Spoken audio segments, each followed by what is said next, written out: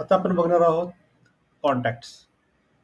Contacts म्हणजे individual माणूस, त्या कंपनीमधला इंडिव्हिज्युअल माणूस, त्याची इन्फॉर्मेशन आपण इथे ठेवणार आहोत. इथे कॉन्टॅक्ट्सला तुम्ही जेव्हा कॉन्टॅक्ट मेनूवर क्लिक कराल, कॉन्टॅक्ट्स मॅनेजमेंटचं पेज ओपन होतं. या पेजमध्ये तुम्हाला नवीन ज्यावेळेस कॉन्टॅक्ट ॲड करायचा असेल, त्यावेळेस तुम्ही हे बटन दाबा, ॲड कॉन्टॅक्ट. त्यानंतर या पेजवर तुम्हाला किती रोज पाहिजेत हे बघण्यासाठी तुम्ही इथे नंबर ऑफ रोज वाढवू शकता जर बघायचे असतील तर. त्यानंतर तुम्हाला एखादा कॉन्टॅक्ट सर्च करायचा असेल, समजा तुम्हाला सर्च करायचा आहे असेल की ॲक्युरा वॉल्स, जे इथे दिसते ॲक्युरा वॉल्स, बरोबर, ढोले. तर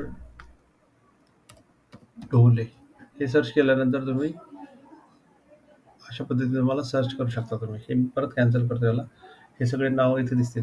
हे सेव्ह करताना आपण काय करतो, त्या शक्यतो त्या माणसाच्या कंपनीचं नाव पण आपण त्याच्याबरोबर लिहितो, सो दॅट आपल्याला कळतं की तो कुठल्या कंपनीचा आहे. बरोबर.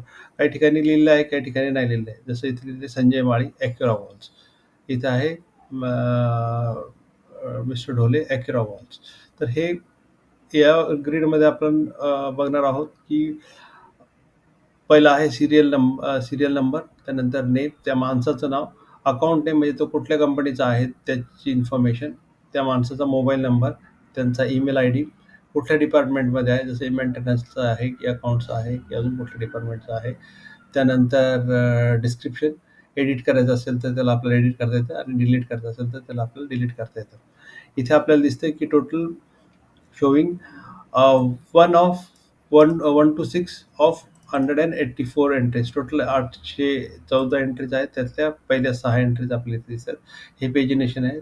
पुढच्या पेजवर जाण्यासाठी तुम्ही नेक्स्ट करू शकता, मागच्या पेजवर येण्यासाठी तुम्ही प्रिव्हियस करू शकता. त्यानंतर आपण आता हा जो एरिया आहे याला ग्रीड म्हणतात. या ग्रीडमध्ये आपण आता नवीन कॉन्टॅक्ट ॲड करणार आहोत. तर ॲड करण्यासाठी आपण हे बटन जे आहे ॲड कॉन्टॅक्ट, याला प्रेस करू. सो याला प्रेस केल्यानंतर कॉन्टॅक्ट मॅनेजमेंट नावाचं हे स्क्रीन ओपन होतं, ज्याच्यामध्ये तुम्ही इथे टाकू शकता इन्फॉर्मेशन. आता परत मी याचं नाव डमी ठेवतो, डमी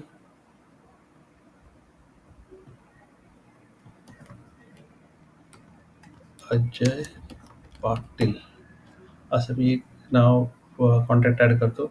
कुठल्या कंपनीचं आहे, आपण मगाशी एक कंपनी क्रिएट केली आहे, dummy APC company.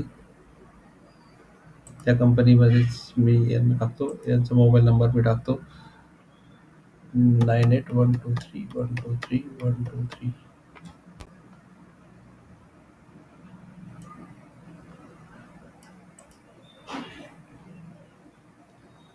Mobile number टाकला मी, ईमेल आय डी टाकतो.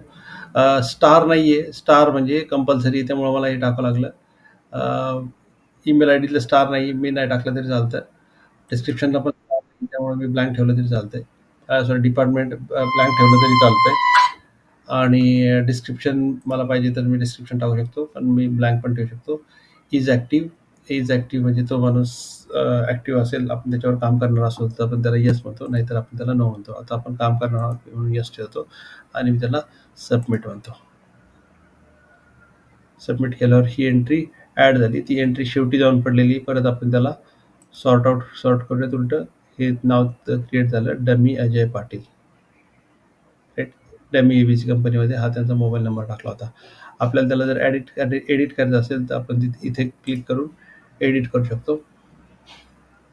आणि त्याच्यासाठी काही डिस्क्रिप्शन, जर त्याचं डिपार्टमेंट टाकायचं, समजा मला टाकायचं आहे हा अकाउंट्स डिपार्टमेंटचा आहे आणि डिस्क्रिप्शन मला टाकायचं आहे की काहीतरी डिस्क्रिप्शन टाकायचं.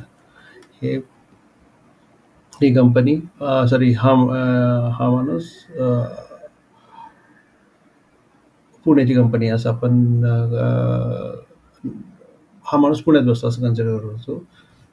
Sits in Pune office. तर ह्या इंडिव्हिज्युअल माणसाबद्दलची माहिती म्हणून आपण जे काही डिस्क्रिप्शन मला टाकायचं ते टाकूया आणि सबमिट केला.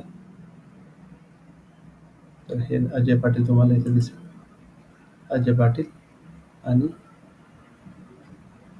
डिस्क्रिप्शन.